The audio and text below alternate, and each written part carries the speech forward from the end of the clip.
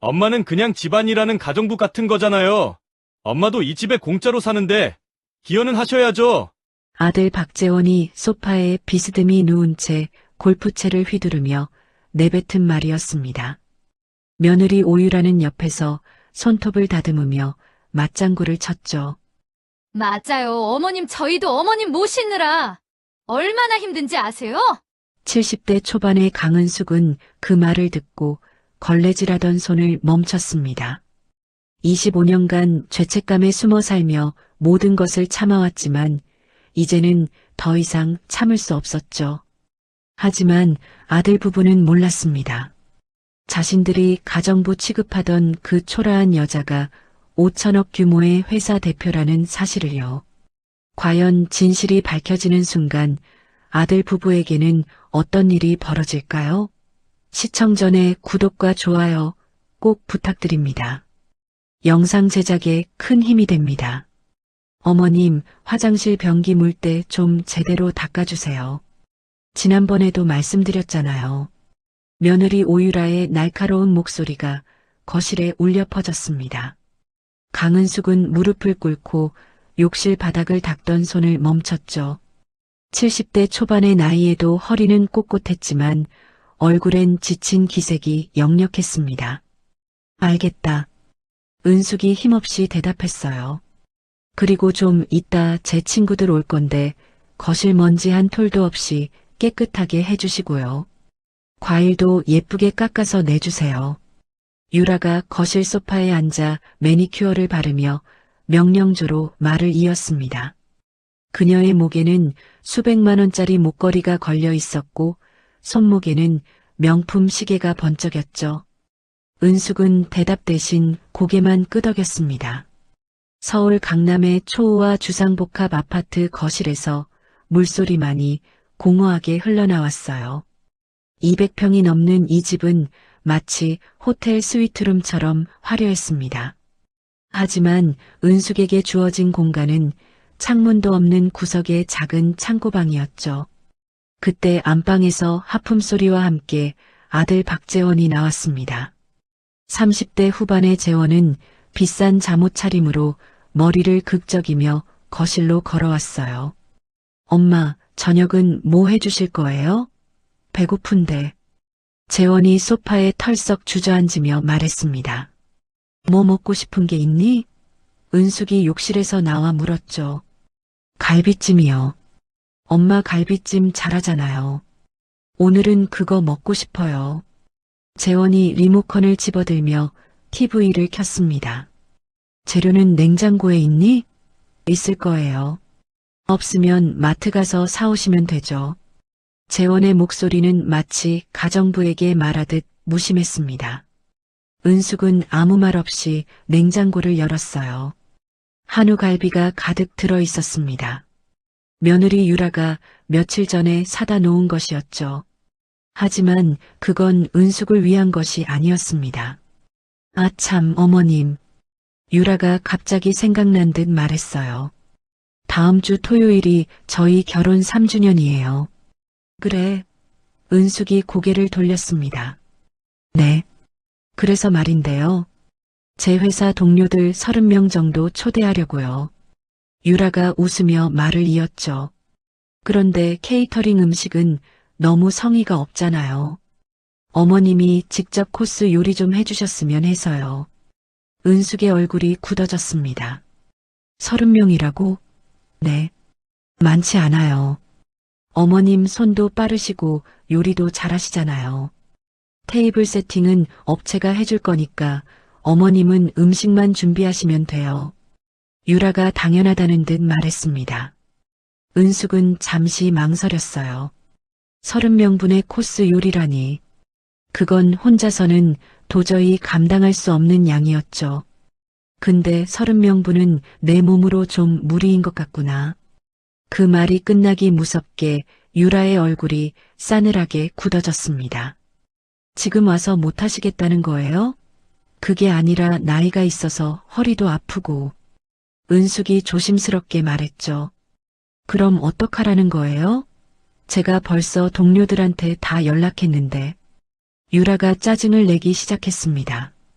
그때 재원이 TV에서 눈을 떼지 않은 채 입을 열었어요. 에이 엄마, 그 정도는 해주셔야죠. 뭐가 그렇게 힘들다는 거예요? 재원의 목소리는 차갑기만 했습니다. 은숙은 아들의 그 말에 가슴이 철렁 내려앉았어요. 엄마도 이 집에 공짜로 사는데 기여는 하셔야죠. 재원이 골프채를 휘두르는 연습을 하며 던진 말이었습니다. 공짜로? 은숙이 믿을 수 없다는 표정으로 아들을 바라봤죠. 네, 공짜로요. 월세도 안 내시고 식비도 안 내시잖아요. 그럼 이 정도 일은 당연히 하셔야 하는 거 아닌가요? 재원의 목소리에는 일말의 미안함도 없었습니다. 유라가 옆에서 거들었어요. 맞아요, 어머님. 저희도 어머님 모시느라 얼마나 힘든지 아세요? 이 집에서 편하게 사시는 것만으로도 감사하셔야죠. 은숙은 그 순간 숨이 막혔습니다. 25년 동안 죄책감에 짓눌려 모든 것을 참아왔습니다. 하지만 이제 더 이상은 견딜 수 없었죠. 알았다. 은숙이 작은 목소리로 말했습니다. 네, 뭐라고요? 잘 안 들려요, 어머님. 유라가 귀를 기울이는 척하며 물었어요. 알겠다고 했어. 은숙이 고개를 돌렸습니다. 더 이상 저 괴물 같은 아들 부부와 같은 공간에 있고 싶지 않았죠. 그럼 다음 주 토요일까지 준비하시는 거죠? 다신 그런 말씀하시면 안 돼요. 유라가 만족스러운 표정으로 말했습니다. 은숙은 대답하지 않았어요. 비틀거리는 걸음으로 자신의 창고방으로 향했습니다. 어머님, 대답 좀 해보시라니까요.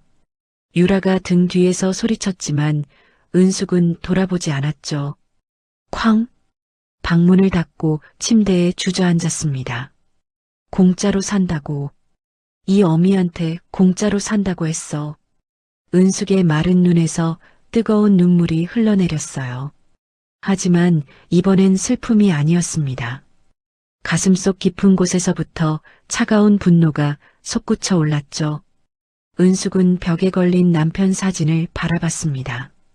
여보, 내가 뭘 잘못했을까? 내가 정말 죄인이었던 걸까? 사진 속 남편은 25년 전 그날처럼 환하게 웃고 있었어요. 그 해맑은 웃음이 은숙의 가슴을 더욱 아프게 후볐습니다. 그날 밤 은숙은 침대에 누웠지만 잠이 오지 않았어요. 천장을 바라보는 귀가에는 아들 재원의 목소리가 계속 맴돌았습니다. 25년 전 겨울이었습니다. 남편 박동혁이 교통사고로 세상을 떠났죠. 그때 은숙의 나이 46, 갓 초등학교에 입학한 아들 재원을 홀로 키워야 했습니다. 남편이 남긴 건 직원 15명의 작은 섬유 공장 하나뿐이었어요. 은숙은 눈물 닦을 새도 없이 회사를 떠맡아야 했죠. 재원아, 엄마 잠깐 다녀올게. 아침 먹고 학교 가야 해.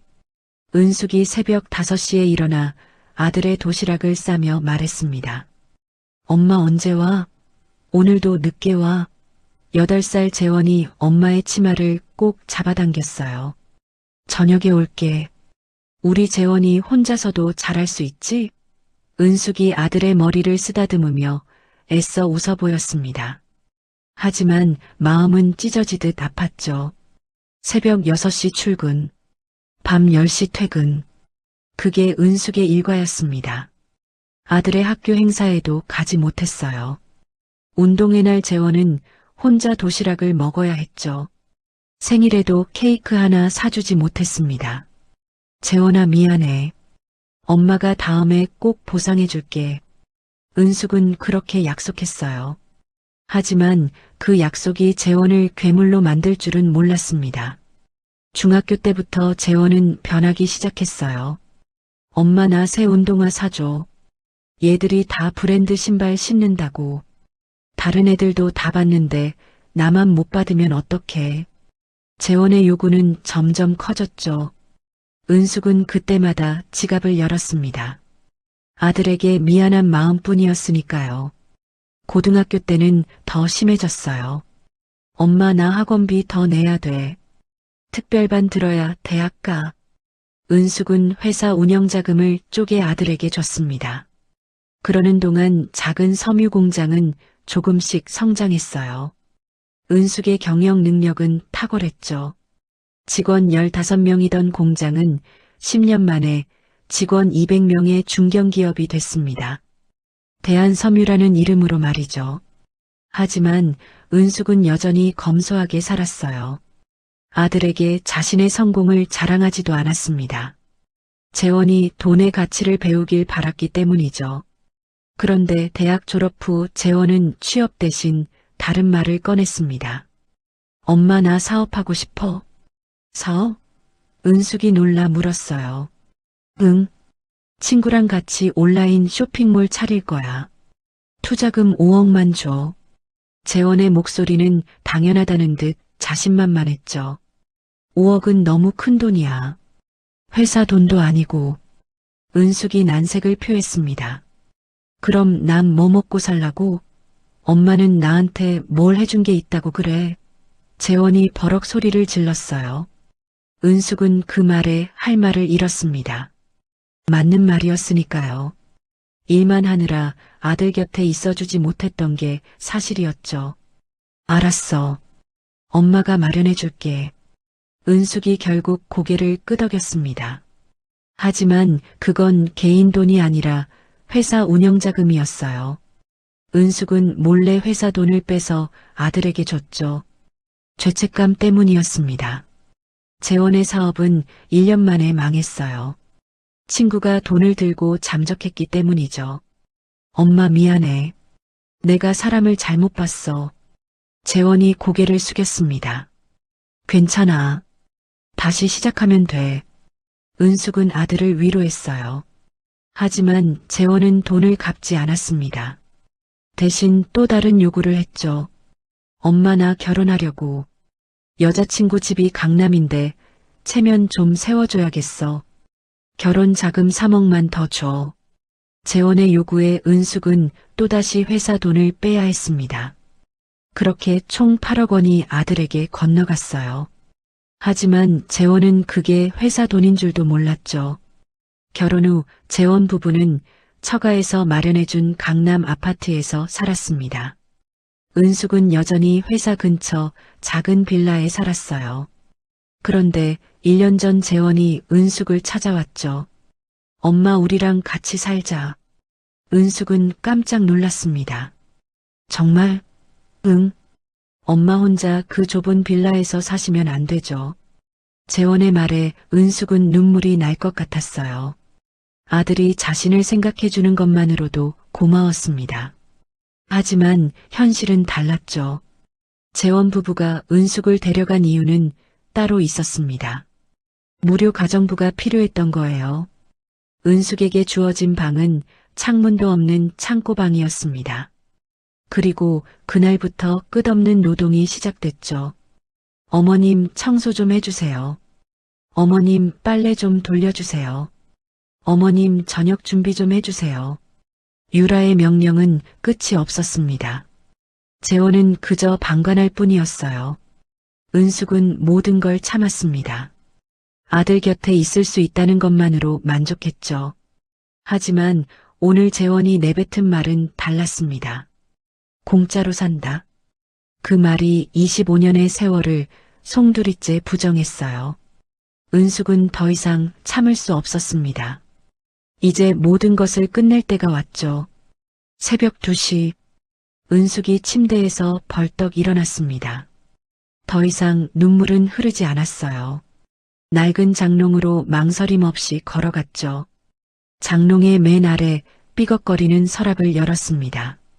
오래된 옷들 사이에 먼지 쌓인 작은 자물쇠 달린 가죽 가방이 숨겨져 있었어요. 이제 그만해야지. 은숙이 서랍 속에서 열쇠를 찾아 망설임 없이 자물쇠를 열었습니다. 가방 안에는 오래된 서류 뭉치와 함께 낡은 폴더폰 1개가 들어 있었죠. 이 휴대폰은 재원 부부가 명품 사듯 바꿔준 최신 스마트폰과는 전혀 다른 것이었습니다. 그녀의 진짜 신분을 아는 유일한 인물 차민석 비서실장과 연결된 전화였어요. 폴더폰에 전원을 켰습니다. 단축번호 목록을 확인했죠. 1번에는 차민석이라는 세 글자가 선명하게 저장돼 있었습니다. 은숙이 깊은 숨을 들이마셨어요. 더 이상 죄인으로 살지 않기로 결심했습니다. 이제는 25년 만에 떳떳한 어머니로 그리고 강은숙으로 돌아갈 때였죠. 단축번호 1번을 모든 결심을 담아 길게 눌렀습니다. 신호음이 몇 번 울린 후 잠결에 놀란 듯 익숙한 목소리가 들려왔어요. 여보세요? 회장님, 민석 씨 나야. 은숙의 목소리는 방금 전까지 오열하던 사람이라고는 믿기지 않을 만큼 차분하고 단호했습니다. 전화 너머로 차민석이 숨을 삼키는 기색이 생생하게 느껴졌죠. 네. 회장님, 무슨 일 있으십니까? 이 시간에 전화를. 토요일 오전 10시 강남 아파트로 와. 은숙이 민석의 말을 가차없이 잘랐어요. 네. 강남 아파트요. 거긴 재원 씨가 있는 곳 아닙니까? 혹시 무슨 문제라도 내가 문자로 준비할 서류 알려줄게. 준비해서 늦지 않게 와줘. 이제라도 모든 것을 바로 잡아야겠어. 은숙의 목소리에는 단 1%의 망설임도 없었습니다. 네, 알겠습니다, 회장님. 탁! 은숙이 전화를 끊었어요. 폴더폰을 덮어 다시 가방 안에 넣고 지퍼를 잠갔습니다. 방 안낡은 거울을 봤죠. 땀과 눈물에 절어 늙고 초라한 모습의 자신이 보였습니다. 하지만 거울 속 그 여자의 눈빛만큼은 25년 만에 처음으로 냉철하고 서늘하게 살아있었어요. 여보, 이제 내가 바로잡을게. 은숙이 남편 사진을 바라보며 나지막이 말했습니다. 더 이상 슬픔이 아닌 모든 것을 끝내려는 냉철한 결단력이 그녀의 눈에 가득했죠. 새벽 3시가 되어서야 은숙은 침대에 누웠습니다. 그리고 25년 만에 처음으로 깊고 편안한 잠에 빠져들었어요. 다음 날 아침 은숙은 평소와 다름없이 새벽 5시에 일어났습니다. 거실을 청소하고 아침 식사를 준비했죠. 재원 부부는 10시가 넘어서야 일어났어요. 어머님, 아침 뭐 준비하셨어요? 유라가 하품을 하며 물었습니다. 미역국하고 반찬 있어. 은숙이 담담하게 대답했죠. 아, 참, 어머님. 유라가 갑자기 생각난 듯 말했어요. 토요일 파티 준비 잘 되고 있죠? 준비하고 있어. 은숙의 목소리는 평온했습니다. 그런데 은숙의 눈빛이 달랐어요. 유라는 그걸 알아채지 못했죠. 뭐 해드리면 되는 거예요? 메뉴는 정하셨어요? 재원이 식탁에 앉으며 물었습니다. 에피타이저부터 메인 코스까지 다 준비할게. 은숙이 말했어요. 오, 역시 우리 엄마. 기대되네요. 재원이 웃으며 밥을 먹기 시작했습니다. 은숙은 그런 아들을 바라봤어요.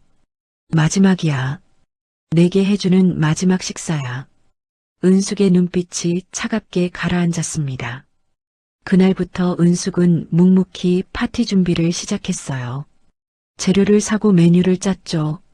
30명분의 코스 요리. 결코 쉬운 일이 아니었습니다. 하지만 은숙은 흔들리지 않았어요. 이것은 며느리 유라에 대한 굴복이 아니었습니다.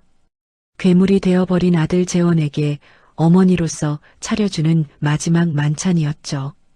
아들을 향한 마지막 모정이자 지긋지긋한 죄책감에 대한 사형 선고였어요. 목요일 저녁이었습니다. 은숙은 주방에서 소스를 만들고 있었죠. 어머님, 내일 제 친구들 올 건데 집 청소 완벽하게 해주세요. 유라가 거실에서 소리쳤습니다. 알겠어. 은숙이 대답했어요. 그리고 토요일 아침에는 일찍 일어나서 음식 준비 시작하셔야 해요. 손님들 10시에 오거든요. 알았어. 은숙의 목소리는 여전히 평온했습니다. 유라는 뭔가 이상하다고 느꼈어요. 어머님이 너무 순순히 따르는 것 같았죠. 어머님, 혹시 어디 아프세요? 아니, 괜찮아. 은숙이 웃으며 대답했습니다. 하지만 그 웃음이 유라를 오히려 불안하게 만들었어요. 금요일 밤 은숙은 일찍 방으로 들어갔습니다. 내일이면 모든 게 끝나. 은숙이 창문 없는 방에 누워 중얼거렸죠. 25년간의 지옥이 드디어 끝나는 겁니다. 토요일 새벽 4시, 파티 당일 이른 어둠 속에서 은숙이 천천히 눈을 떴습니다. 이틀 동안 25년 만에 처음으로 깊은 잠을 잤지만 아직도 몸은 무거웠어요. 하지만 거울 속 자신의 모습은 그 어느 때보다 단호하고 차가운 표정이었죠. 25년 만에 처음으로 모든 것이 결정된 아침이었습니다. 은숙이 창고방을 나와 화려하지만 텅 빈 주방으로 향했어요. 후, 큰 숨을 들이마신 그녀가 낡은 앞치마를 둘러맸습니다. 묵묵히 냉장고를 열었죠. 30명분의 재료들이 산더미처럼 가득 차 있었어요. 이게 마지막이야. 널 위한 나의 밥상.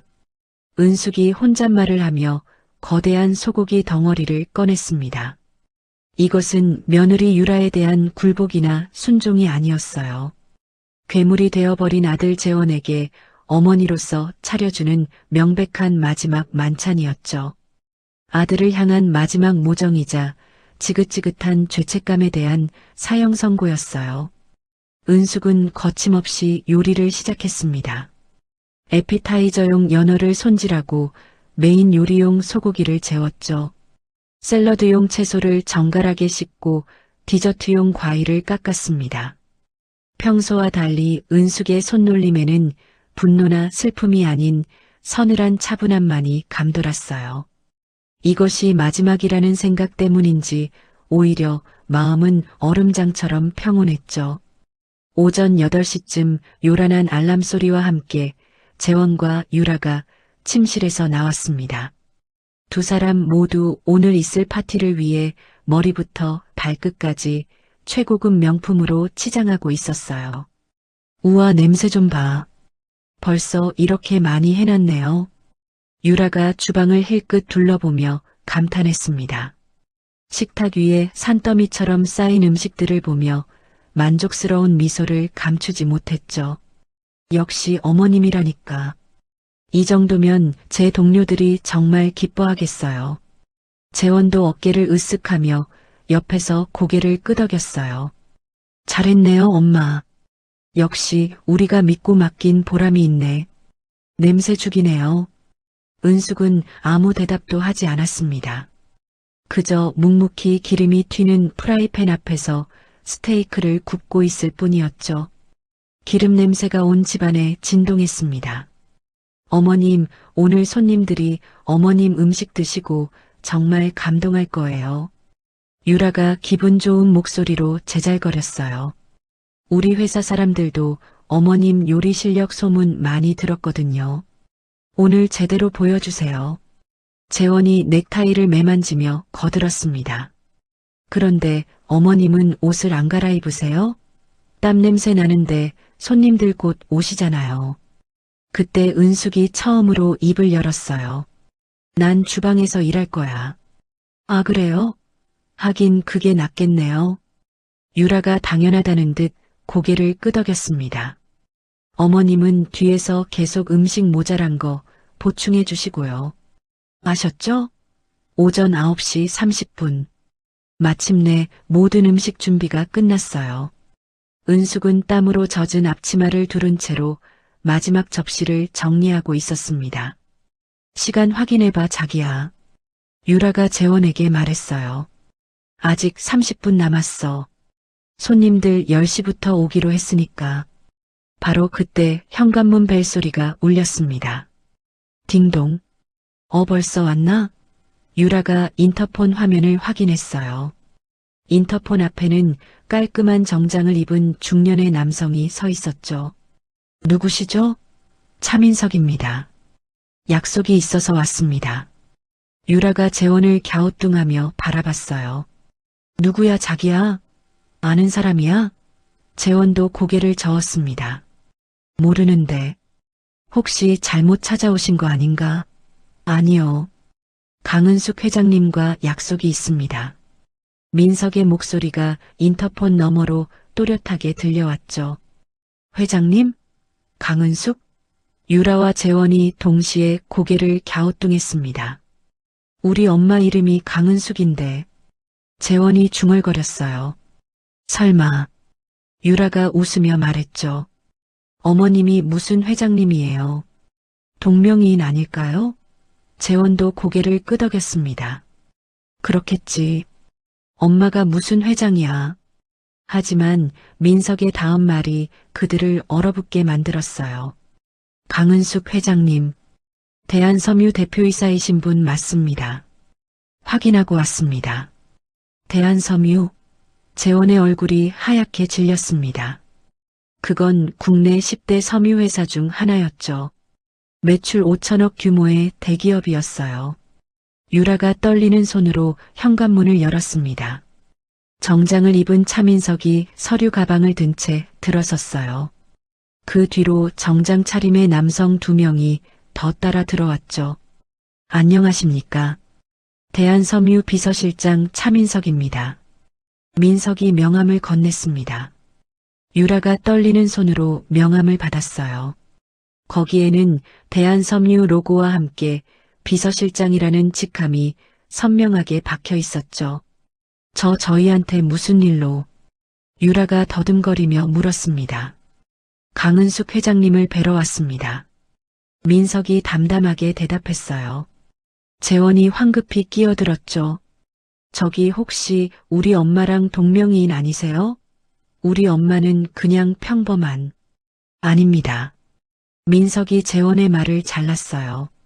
강은숙 회장님, 1950년생, 25년 전 남편 박동혁 씨 사망 후 대한섬유를 물려받아 현재까지 경영하고 계신 분 맞습니다. 재원의 입이 떡 벌어졌습니다. 그건 자신의 어머니 신상과 정확히 일치했죠. 민석은 더 이상 그들에게 관심을 주지 않았어요. 곧장 주방으로 향했습니다. 그곳에서 낡은 앞치마를 두른 채 땀을 뻘뻘 흘리며 마지막 소스를 만들고 있는 은숙을 발견했죠. 회장님 왔습니다. 민석이 그 자리에서 재원 부부에게는 보여주지도 않았던 90도 각도로 허리를 깊게 숙였습니다. 그리고는 가져온 서류 가방을 은숙 앞 싱크대 위에 올려놓으며 정중히 인사했어요. 준비하라고 하신 자료들입니다. 재원과 유라가 그 믿을 수 없는 광경을 목격하고 그 자리에 얼어붙었습니다. 아니, 저 사람이 지금 우리 엄마한테 회장님이라고 한 거야? 재원이 어이없다는 듯 중얼거렸어요. 지금 뭐라고 하신 거예요?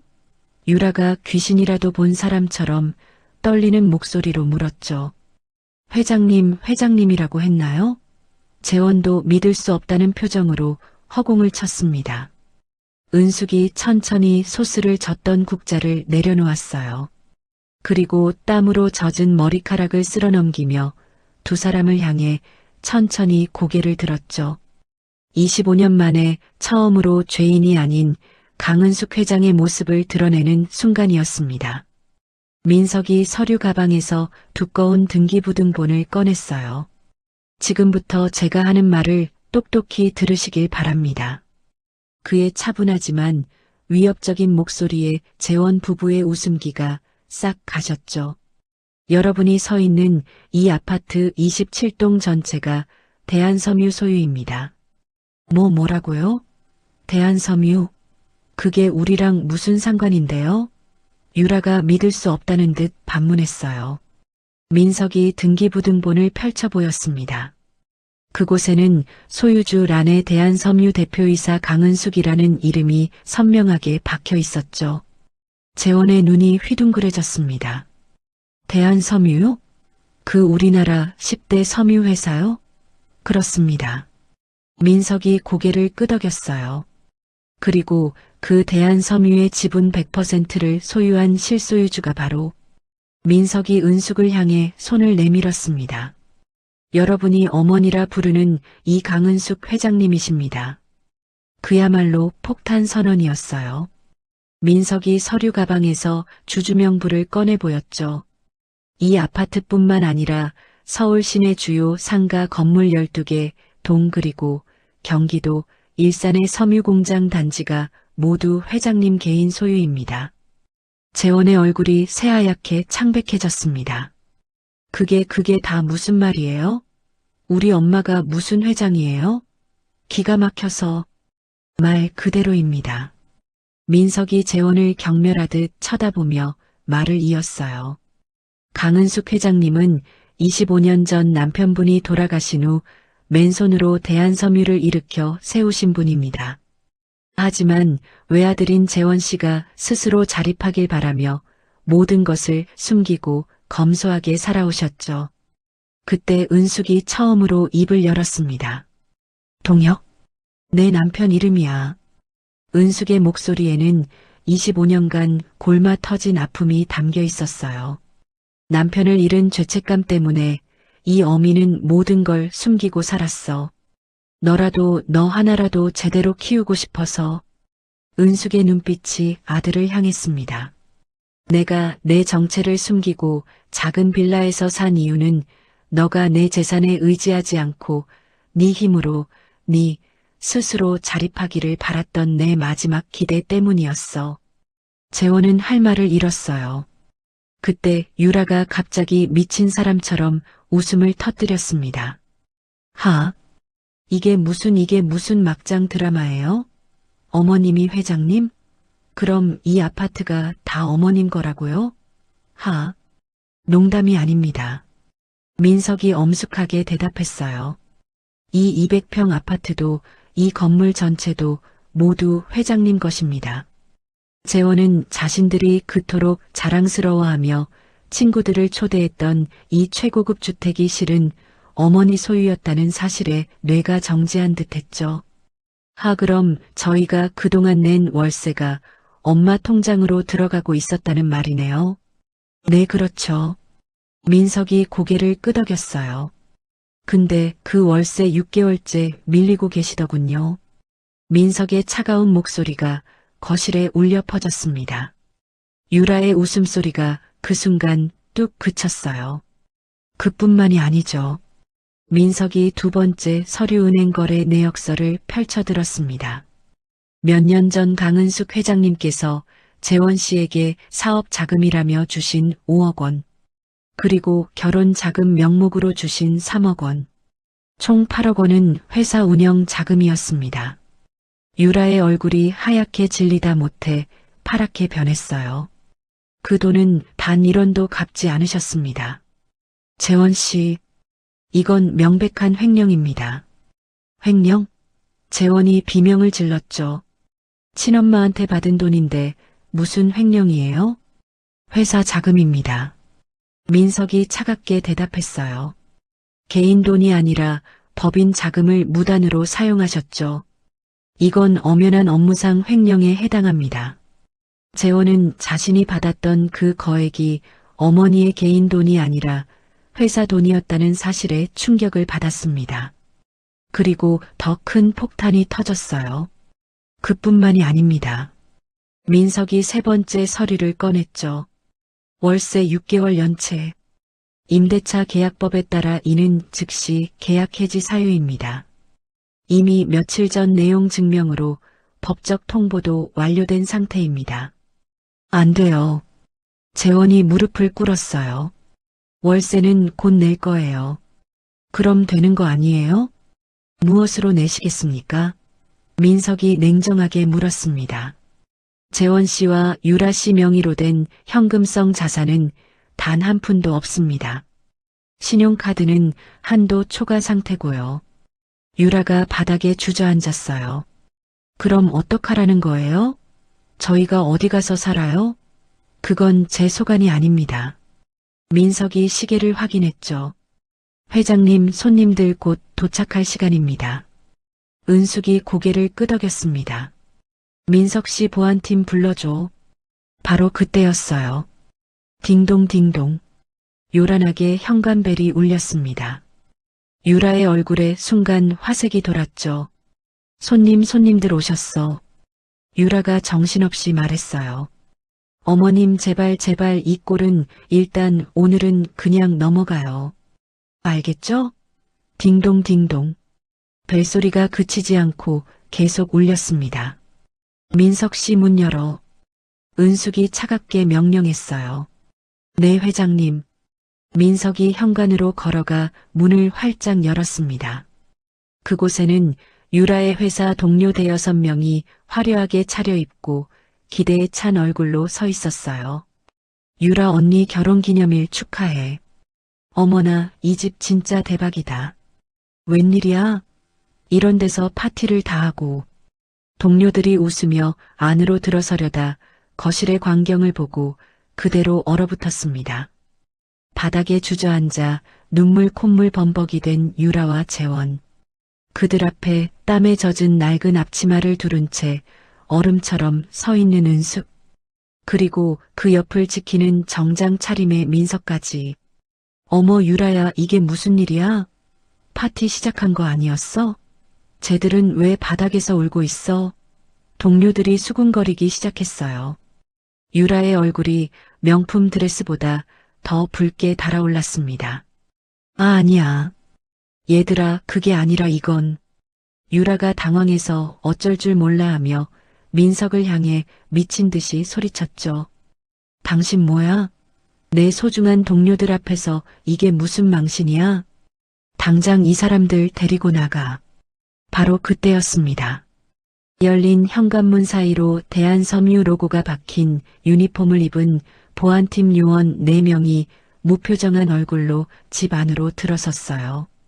저 사람들은 또 뭐야? 유라가 기겁했습니다. 퇴거 집행 통보합니다. 보안팀장이 서류를 내밀며 재원과 유라에게 통보했죠.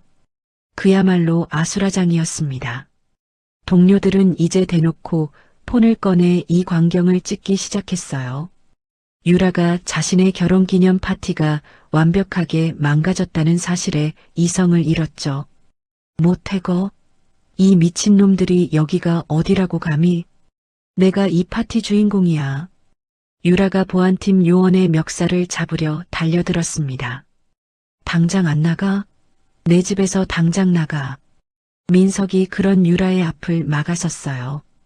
그의 목소리는 이제 한치의 온기도 없었죠. 오유라 씨. 뭐 오유라 씨? 이 집의 실소유주는 강은숙 회장님이십니다. 다시 한번 말씀드리죠. 유라가 동료들을 의식하며 악을 썼습니다. 웃기지 마. 이 사기꾼들아. 내가 이 집 보증금을 냈어. 내 친정 돈이 들어갔다고. 이건 엄연한 계약 위반이야. 그 말이 끝나자마자 민석이 기다렸다는 듯 서류를 펼쳐 보였어요. 보증금이요? 이 집은 현재 월세가 6개월분 연체됐습니다. 뭐? 유라와 동료들의 입에서 동시에 탄식이 터져나왔죠. 임대차 계약법에 따라 이는 연체 시 즉시 계약 해지 사유입니다. 이미 며칠 전 내용 증명으로 법적 통보도 완료된 상태고요. 재원이 바닥에서 고개를 들고 소리쳤습니다. 월세는 곧 낼 거예요. 그럼 되는 거 아니에요? 잘 물어보셨습니다. 민석이 은행 거래 내역서를 동료들이 다 볼 수 있게 펼쳤어요. 강은숙 회장님께서 재원 씨에게 주신 8억 원은 엄연히 회사 자금입니다. 사업 자금과 결혼 자금 명목으로 가져가셨죠? 8억? 동료들 사이에서 경악의 소리가 터져나왔습니다. 횡령? 어머 쟤들 도둑이었어? 월세도 못 내면서 명품만? 민석이 마지막으로 유라를 향해 확인 사살을 했어요. 유라 씨 친정에서 보태주신 보증금은 연체된 월세와 손해배상금으로 전액 몰수 조치됩니다.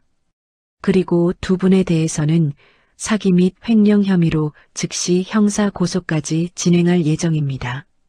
보증금 몰수와 형사 고소, 그리고 자신을 경멸하듯 쳐다보며 수군거리는 동료들의 시선.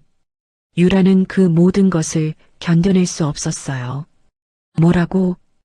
유라의 눈이 뒤집히더니 그대로 뒤로 넘어가며 기절해버렸습니다. 여보. 재원이 유라에게 기어가려 했지만 보안팀 요원들이 그의 팔을 붙잡았어요. 나. 사람 살려. 재원 씨, 유라 씨. 신분증 모든 소지품 압수합니다. 즉시 퇴거하십시오. 보안팀 요원들이 재원과 정신을 차린 유라를 양쪽에서 붙잡아 끌어내기 시작했죠. 재원이 마지막으로 은숙을 향해 절규했습니다. 엄마 내가 잘못했어요. 엄마 제발. 하지만 은숙은 아들과 단 한 번도 눈을 마주치지 않았어요. 그저 25년 만에 처음으로 창밖의 화창한 하늘을 바라보고 있었죠. 이게 재원을 위한 일이야. 여보. 은숙이 죽은 남편의 이름을 나지막이 불렀습니다. 아들 부부는 동료들이 지켜보는 가운데 신용카드차 키지갑까지 모두 압수당한 채 맨몸으로 쫓겨났어요. 그들이 유일하게 챙길 수 있었던 것은 동료들에게 과시하기 위해 입었던 그 값비싼 명품 옷뿐이었죠. 나. 엄마. 두 사람의 비명은 아파트의 두꺼운 현관문이 쾅 닫히는 소리와 함께 완벽하게 차단됐습니다. 동료들은 멍하니 서 있다가 하나둘씩 집을 빠져나갔어요. 누구도 유라를 위로하지 않았죠. 그저 폰으로 찍은 영상이나 확인할 뿐이었습니다. 텅 빈 거실에 은숙과 민석만 남았어요. 은숙이 30년간 입어왔던 땀과 기름때로 얼룩진 자신의 낡은 앞치마를 바라봤습니다. 그녀는 망설임 없이 허리에 끈을 풀었어요. 그리고 그 앞치마를 마치 지긋지긋한 족쇄를 벗어던지듯 쓰레기통에 던져버렸죠. 25년 죄인의 삶이 드디어 끝나는 순간이었습니다. 은숙이 식탁 위에 가득 차려진 30인분의 음식을 바라봤어요. 민석 씨, 네 회장님, 이 음식들 전부 포장해서 어디로 보내실 겁니까? 동역재단으로. 은숙이 처음으로 죽은 남편의 이름을 슬픔이 아닌 평온한 목소리로 불렀습니다. 보육원 그리고 독거노인 센터로 따뜻할 때 보내줘. 알겠습니다, 회장님. 즉시 조치하겠습니다. 민석이 어딘가로 전화를 걸기 시작했어요. 은숙은 거대한 거실 창문으로 다가갔습니다. 25년 만에 처음으로 주인의 눈으로 이 도시를 바라봤죠. 여보, 이제 다 끝났어. 은숙이 창밖을 보며 나지막이 중얼거렸습니다. 같은 시각 1층 로비. 재원과 유라가 보안팀 요원들에게 이끌려 엘리베이터에서 내렸어요. 눈이 부시게 화려한 최고급 대리석으로 빛나는 로비였습니다. 마침 주말 오전을 맞아 골프백을 맨 다른 입주민들이 로비를 지나가고 있었죠. 어머, 저 사람들 15층에 사는 부부 아니에요? 세상에 저 꼴이 뭐야? 보안팀한테 끌려 나오는 거야? 맨날 명품 자랑하고 다니더니 꼴 좀 봐. 쯧쯧. 입주민들의 수군거리는 소리가 로비 전체에 울려 퍼졌어요. 재원과 유라는 자신들이 그토록 무시하고 과시했던 이웃들 앞에서 평생 느껴본 적 없는 끔찍한 수치심을 느꼈죠. 보안팀 요원들은 그들의 마지막 자존심 따위는 안중에도 없다는 듯 두 사람을 로비 바닥에 그대로 내던지듯 밀쳐냈습니다. 유라가 비명을 지르며 차가운 대리석 바닥에 낮아빠졌어요. 요원들은 그들의 주머니를 뒤져 차 키와 지갑 휴대폰을 꺼내 바닥에 던졌죠. 이 차량과 모든 현금성 자산은 두 분의 횡령액에 대한 채권 확보를 위해 즉시 가압류됩니다. 두 사람은 말 그대로 화려한 명품 옷만 걸친 알거지가 되어 아파트의 거대한 유리문 밖으로 차가운 길바닥에 내쫓기고 말았어요. 스르륵. 로비 안의 따뜻한 불빛과 그들을 구경하는 입주민들의 시선이 유리문 너머로 완벽하게 차단됐습니다. 차가운 아스팔트 바닥에 내던져진 두 사람 사이로 잠시 정적이 흘렀어요. 현실감이 없었죠. 그때 정신을 차린 유라가 가장 먼저 재원의 멱살을 잡았습니다. 다 너 때문이야. 이 등신 같은 놈아. 유라가 악을 쓰며 재원의 머리채를 잡고 흔들었어요. 네 놈 믿고 내 돈 내 인생 다 날렸어. 재원도 이성을 잃고 유라를 밀쳐냈습니다.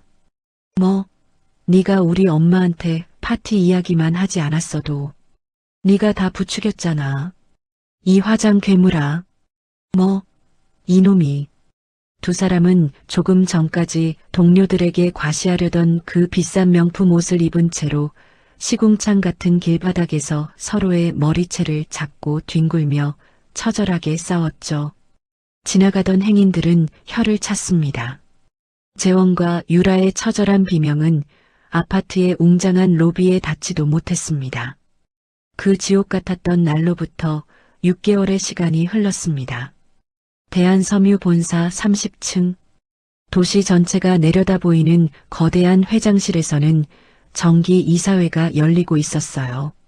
그 상석에는 낡은 앞치마가 아닌 최고급 정장을 입은 강은숙이 앉아 회의를 주재하고 있었죠. 그녀는 25년 만에 죄인이나 가정부가 아닌 완벽한 기업의 총수로 돌아와 있었습니다. 회장님 3분기 매출이 전년 동기 대비 18% 증가했습니다. 그녀의 곁을 헌신적으로 보좌하는 민석이 빳빳한 목소리로 보고서를 읽어내려갔어요. 신규 의류 라인 론칭도 예상보다 3주 빠르게 완판됐습니다. 좋습니다. 아주 잘하고 있어요. 은숙의 목소리에는 흔들림 없는 카리스마가 묻어났죠. 그리고 동역재단 운영 현황은 어떻게 되나요? 은숙이 회의에서 가장 관심 있는 목소리로 물었습니다. 그녀가 25년간 가슴에 묻었던 죽은 남편의 이름으로 만든 재단이었어요. 네, 회장님. 저소득층 청소년 300명에게 장학금을 지급 완료했고 독거노인 무료 급식소도 7호점까지 순조롭게 진행되고 있습니다. 훌륭해요. 예산은 아끼지 말고 지원 대상은 더 확대해 보세요. 은숙은 소외된 아이들과 노인들을 위한 기부 활동에 전념하고 있었죠. 자신이 지켜주지 못했던 남편에 대한 그리움을 이런 방식으로 승화시키고 있었던 겁니다. 회의가 끝난 후 은숙은 혼자 거대한 회장실에 남아 있었어요. 통유리창 너머로 6개월 전 자신이 쫓겨났던 그 아파트가 장난감처럼 작게 내려다 보였죠. 남편을 잃은 슬픔은 여전히 가슴 한편에 무겁게 묻혀 있었습니다.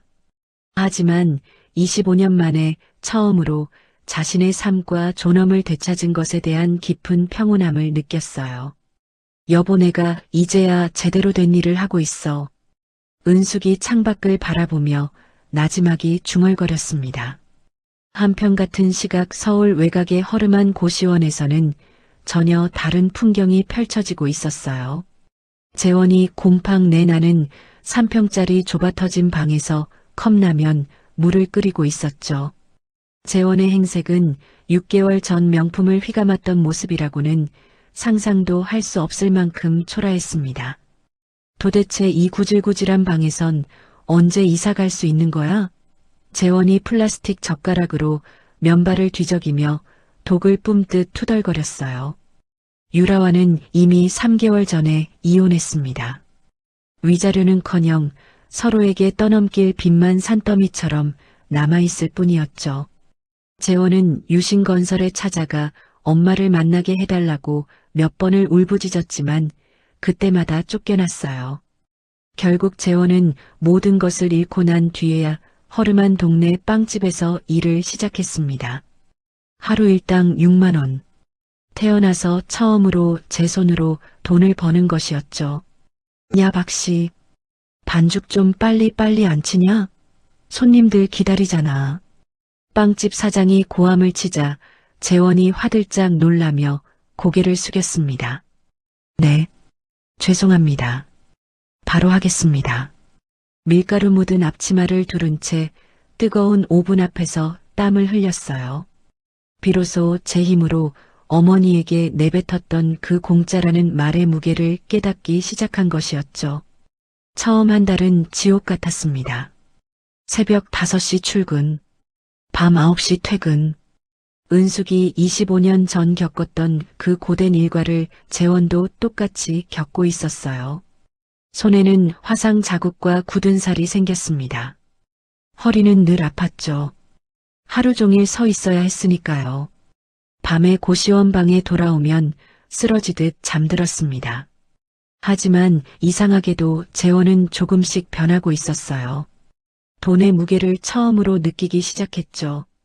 하루 6만 원, 한 달이면 180만 원, 고시원 월세 35만 원을 내고 나면 145만 원이 남았습니다. 식비로 한 달에 50만 원, 교통비 10만 원, 그러면 85만 원이 남았어요.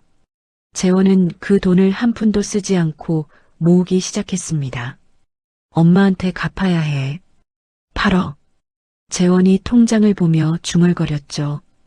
85만 원씩 모으면 8억을 갚으려면 무려 78년이 걸렸습니다. 불가능한 숫자였어요. 하지만 재원은 포기하지 않았습니다. 3개월이 지나자 빵집 사장이 재원을 불렀어요. 박시일 잘하네. 성실하고. 다음 달부터 정식 직원으로 채용할게. 월급 230만 원. 정말요? 재원의 눈이 반짝였습니다. 그래. 이 나이에 새로 시작하는 거 쉽지 않았을 텐데 기특해.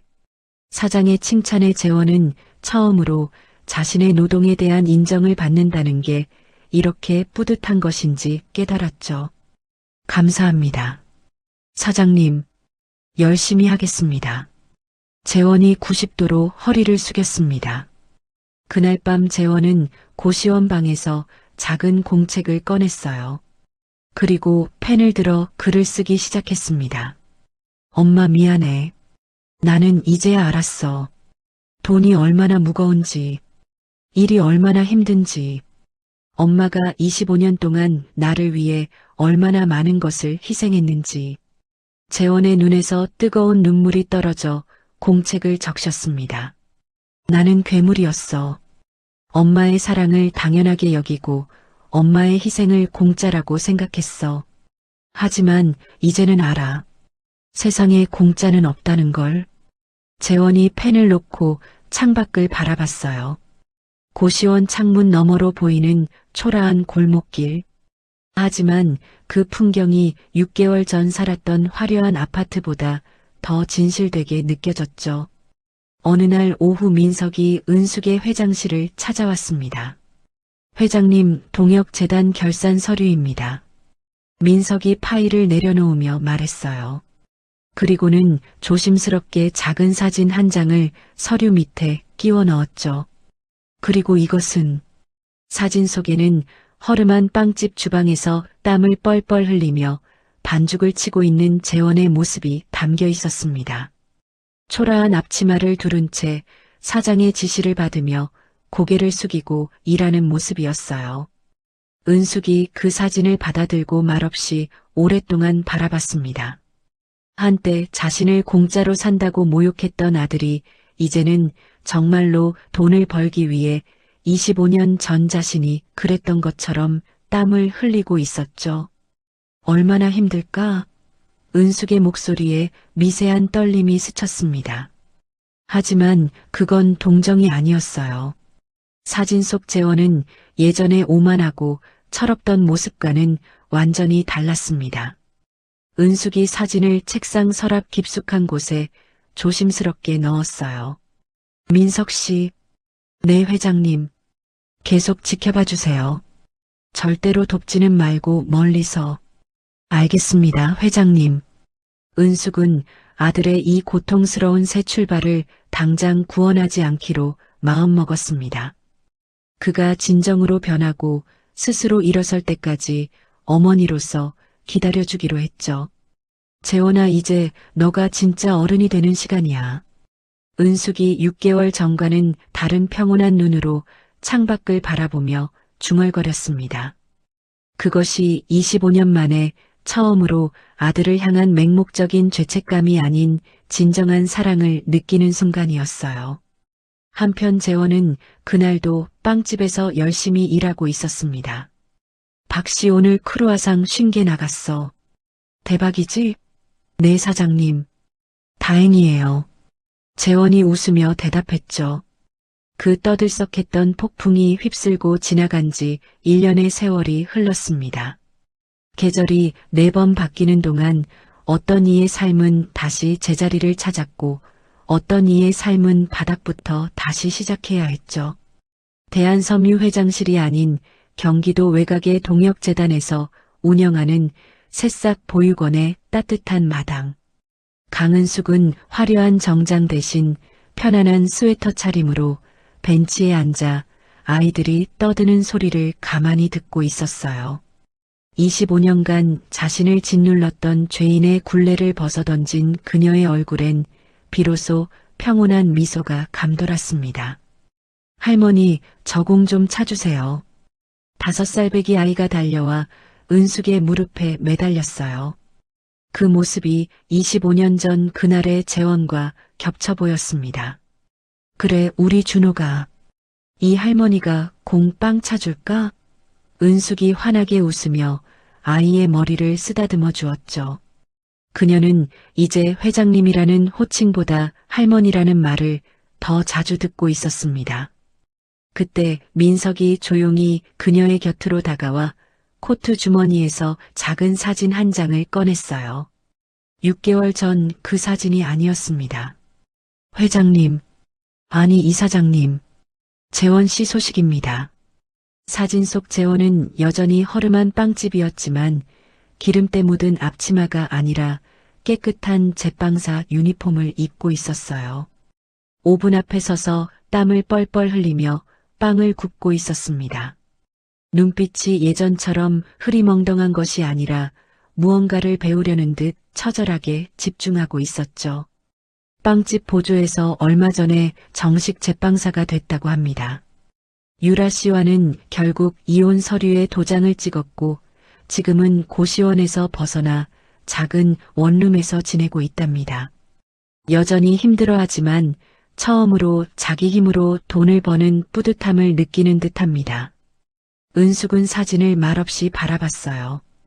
아들의 거친 손과 땀에 젖은 얼굴을 보니 가슴 한구석이 시큰했습니다. 하지만 25년 전처럼 눈물이 쏟아지지는 않았죠. 그래, 늦었지만 이제라도 알아서 다행이야. 연락 한번 해보시겠습니까? 민석이 조심스럽게 물었어요. 은숙은 고개를 저었습니다. 그리고 사진을 민석에게 돌려줬죠. 아니, 아직 멀었어. 저 아이는 이제 겨우 자기 밥그릇 하나 담는 법을 배운 거야.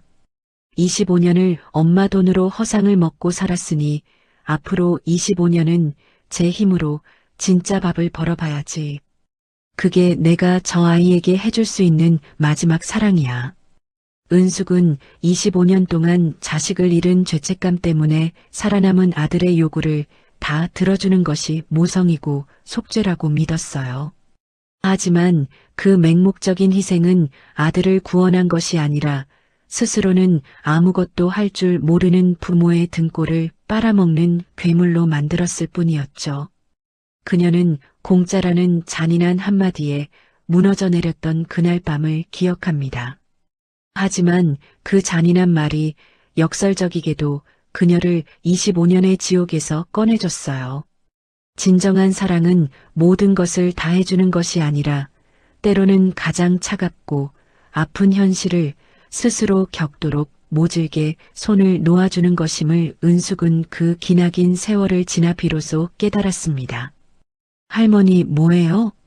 빨리 공 차주세요. 아이의 재촉에 은숙이 비로소 현실로 돌아왔어요. 알았다, 요 녀석. 은숙이 벤치에서 일어나 아이를 향해 힘껏 공을 차줬습니다. 공은 푸른 가을 하늘 높이 날아올랐어요. 아이의 웃음소리가 마당 가득 울려 퍼졌죠. 같은 시각 서울 외곽의 작은 빵집. 재원은 오븐에서 각 구운 바게트를 꺼내고 있었습니다. 사장님, 오늘 빵 어때요? 재원이 조심스럽게 물었어요. 오박 씨, 오늘 겉은 바삭하고 속은 촉촉한 게 완벽한데? 진짜 실력이 늘었어. 사장의 칭찬에 재원의 얼굴에 환한 미소가 번졌습니다. 감사합니다. 더 열심히 하겠습니다. 1년 전만 해도 재원은 칭찬이라는 것에 익숙하지 않았어요. 모든 것이 당연했으니까요. 하지만 이제는 달랐습니다. 자신의 노력으로 얻은 인정이 얼마나 소중한지 알게 됐죠. 퇴근 후 재원은 작은 원룸으로 돌아왔습니다. 월세 45만 원짜리 8평 원룸. 1년 전 200평 아파트에 비하면 초라하기 짝이 없었어요. 하지만 재원은 이 작은 공간이 자신이 번 돈으로 지키는 첫 번째 집이라는 게 자랑스러웠습니다. 냉장고를 열어 달걀과 파를 꺼냈어요. 간단하게 계란볶음밥을 만들었죠. 1년 전에는 요리라고는 라면도 제대로 끓이지 못했던 재원이었습니다. 하지만 이제는 달랐어요. 스스로 끼니를 해결할 줄 알게 됐죠. 밥을 먹으며 재원은 통장을 확인했습니다. 1년간 모은 돈 1,500만 원. 매달 월급에서 최대한 아껴서 모은 돈이었어요. 8억을 갚으려면 아직도 너무나 먼 길이었습니다. 하지만 재원은 포기하지 않았죠. 엄마 조금만 기다려. 내가 꼭 다 갚을게. 재원이 통장을 보며 중얼거렸습니다. 그날 밤 재원은 침대에 누워 천장을 바라봤어요. 1년 전 그날이 떠올랐습니다. 공짜로 산다는 말을 내뱉었던 자신. 어머니의 얼굴이 하얗게 질리던 그 순간. 재원은 그때 자신이 얼마나 끔찍한 괴물이었는지 이제야 깨달았죠. 엄마 미안해. 재원의 눈에서 뜨거운 눈물이 흘러내렸습니다. 그 눈물은 1년 전과는 달랐어요. 자신이 잃은 것에 대한 후회가 아니라 어머니에게 저질렀던 죄에 대한 진심 어린 참회였죠. 다음 날 아침 재원은 평소보다 30분 일찍 빵집에 도착했습니다. 사장님보다 먼저 와서 오븐을 예열하고 작업대를 깨끗이 닦았어요. 오박 씨 벌써 왔어? 사장이 깜짝 놀라며 들어왔습니다. 네. 오늘 할 일이 많을 것 같아서요. 재원이 웃으며 대답했죠. 사장은 그런 재원을 흐뭇하게 바라봤습니다. 박 씨 다음 달부터 월급 30만 원 올려줄게. 그리고 부점장으로 승진이야. 정말요? 재원의 눈이 휘둥그레졌어요. 그래. 1년 동안 지각 한 번 안 하고 성실하게 일했잖아. 우리 빵집도 손님이 많이 늘었고 다 박 씨 덕분이야. 감사합니다, 사장님. 재원이 깊이 고개를 숙였습니다. 그 순간 재원은 깨달았어요. 진짜 행복은 화려한 아파트나 명품 옷에 있는 게 아니라 자신의 노력을 인정받고 스스로 번 돈으로 살아가는 데 있다는 것을. 한편 은숙은 동역재단 보육원을 나와 회사로 돌아가는 차 안에 있었습니다. 민석이 운전하는 차 뒷좌석에서 은숙은 창밖을 바라봤어요. 회장님 재원 씨가 부점장이 됐다고 합니다. 월급도 올랐고요. 민석이 백미러로 은숙을 보며 조심스럽게 말했죠. 그래. 은숙이 잠깐 미소를 지었습니다. 잘하고 있네. 언제쯤 만나보실 생각이십니까? 민석이 물었어요. 글쎄, 아직은 아니야. 은숙이 고개를 저었습니다. 저 아이가 진짜로 변했는지 좀 더 지켜봐야 해. 돈을 좀 벌었다고 다시 예전으로 돌아갈 수도 있으니까. 하지만 은숙의 목소리에는 더 이상 냉기가 없었어요. 오히려 따뜻한 기대감이 묻어났죠. 알겠습니다, 회장님. 차가 대한섬유 본사 앞에 도착했습니다. 은숙이 차에서 내려 빌딩을 올려다봤어요. 25년. 긴 시간이었습니다. 죄책감에 숨어 살고 아들을 괴물로 만들고 자신의 존엄을 잃었던 시간. 하지만 이제는 달랐죠. 은숙은 더 이상 죄인이 아니었습니다. 떳떳한 어머니였고 훌륭한 기업인이었어요. 그리고 무엇보다 자신을 사랑할 줄 아는 한 사람의 여자였습니다. 여보, 우리 재원이 잘 크고 있어. 은숙이 하늘을 올려다보며 죽은 남편에게 속삭였어요. 조금만 더 기다려. 그 아이가 진짜 어른이 됐을 때 내가 품에 안아줄게. 은숙이 빌딩 안으로 걸어 들어갔습니다. 그녀의 걸음은 25년 만에 처음으로 가볍고 당당했죠. 부모는 자식에게 모든 것을 주고 싶어 합니다. 하지만 때로는 그 모든 것을 주지 않는 것이 자식이 스스로 밥값의 무게를 깨닫고 진짜 어른으로 홀로 설 수 있게 하는 가장 아프고 위대한 가르침일지도 모릅니다. 그리고 진정한 사랑은 맹목적인 희생이 아니라 냉철한 기다림이라는 것을 은숙은 그 긴 25년의 세월 끝에 비로소 깨달았습니다. 계절이 또 한 번 바뀌고 있었어요. 은숙의 회장실 창밖으로 봄꽃이 피어나고 있었습니다. 그리고 저 멀리 어딘가에서 재원도 새로운 봄을 맞이하고 있었죠. 언젠가 두 사람이 다시 만날 날이 올 겁니다. 하지만 그건 더 이상 죄인과 괴물의 만남이 아니라 진짜 어머니와 진짜 아들의 만남일 거예요. 그날이 올 때까지 은숙은 조용히 기다릴 것입니다. 과거에는 죄책감으로 모든 것을 퍼부었지만 지금은 인내로 아들이 스스로 일어서길 바라고 있었죠. 오늘 이야기가 좋으셨다면 구독과 좋아요, 알람 설정 잊지 마시고 소중한 댓글 하나가 큰 힘이 됩니다. 시청해 주셔서 진심으로 감사드립니다.